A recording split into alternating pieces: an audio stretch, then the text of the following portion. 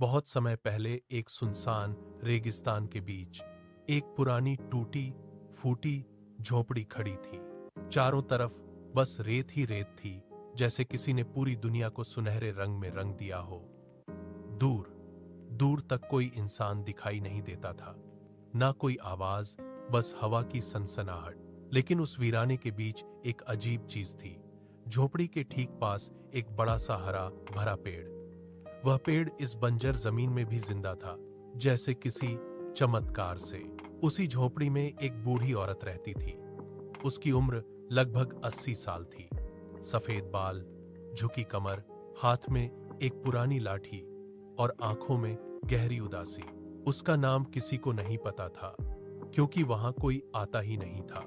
वह हर दिन उसी पेड़ के नीचे बैठती और दूर रेत के पार देखती रहती, जैसे किसी का इंतजार कर रही हो। कभी उसका भी एक परिवार था, उसका पति, बच्चे, सब कुछ था।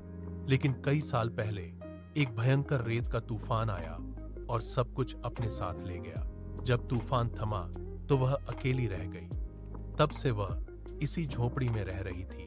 उसके पास बस कुछ बकरियां थीं और झोपड़ी के पीछे एक छोटा सा तालाब जिसमें मछलियां थीं। वही उसकी जिंदगी का सहारा था। लेकिन उसके दिल में अब भी एक उम्मीद थी कि एक दिन कोई वापस आएगा। एक दिन दोपहर के समय, जब सूरज आसमान में आग बरसा रहा था, वह बूढ़ी औरत पेड़ की छांव में बैठी थी। बकरियां पास में आराम कर रही थीं। तभी उसे दूर रेत में कुछ हलचल दिखाई दी। पहले तो उसे लगा कि यह उसकी आंखों का धोखा है, लेकिन जैसे जैसे वह आकृति पास आई, वह साफ दिखने लगा। वह एक युवक था, लगभग 23-24 साल का, थका हुआ, प्यासा और धूप से झुलसा हुआ। वह लड़खड़ाते हुए झोपड़ी के पास आया और धीरे से बोला, दादी, थोड़ा पानी मिलेगा? बूढ़ी औरत ने उसकी हालत देखी और तुरंत उठ खड़ी हुई। बैठो बेटा, मैं अभी लाती हूं। वह अंदर गई और मिट्टी के लोटे में पानी भरकर लाई। लड़के ने पानी एक ही सांस में पी लिया। उसकी आंखों में राहत साफ दिख रही थी। धन्यवाद दादी, आपने मेरी जान बचा ली। फिर थोड़ी हिचकिचाहट के बाद उसने पूछा, क्या मैं आज रात यहां रुक सकता हूं? बूढ़ी औरत कुछ पल चुप रही, फिर हल्की मुस्कान के साथ बोली, क्यों नहीं बेटा, तुम रहो, मुझे भी अच्छा लगेगा। लड़का मुस्कुरा दिया, लेकिन उसकी आंखों में कुछ अजीब था, जैसे वह यहां किसी खास वजह से आया हो। शाम हो चुकी थी। आसमान नारंगी रंग में रंग गया था। बूढ़ी औरत पेड़ के नीचे चूल्हे पर रोटियां बना रही थी। लड़का पास बैठा उसे देख रहा था। उसकी नजरें साधारण नहीं थीं, जैसे वह हर हरकत को ध्यान से देख रहा हो। तुम्हारा नाम क्या है? बूढ़ी औरत ने पूछा। अर्जुन, लड़का बोला। अच्छा नाम है। वह मुस्कुराई। रात को दोनों ने साथ खाना खाया।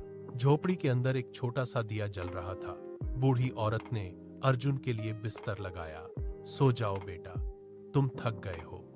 वह खुद भी अपनी चारपाई पर लेट गई। कुछ देर बाद बूढ़ी औरत सो गई, लेकिन अर्जुन की आंखों में नींद नहीं थी। वह धीरे से उठा और उसके पास जाकर खड़ा हो गया।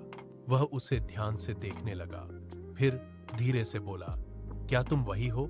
अचानक बूढ़ी औरत हल्की सी हिली। अर्जुन घबरा गया और तुरंत वापस जाकर लेट गया। अगली सुबह अर्जुन झोपड़ी के पीछे गया। वहां उसने एक सुंदर तालाब देखा, साफ पानी और उसमें तैरती मछलियां। तभी पीछे से आवाज आई, सावधान रहना, वहां एक बड़ा सांप रहता है। अर्जुन मुड़ा। बूढ़ी औरत थी। तुम्हें डर नहीं लगता? अर्जुन ने पूछा। वह मुस्कुराई। अब आदत हो गई है। अर्जुन ने तालाब की ओर देखा।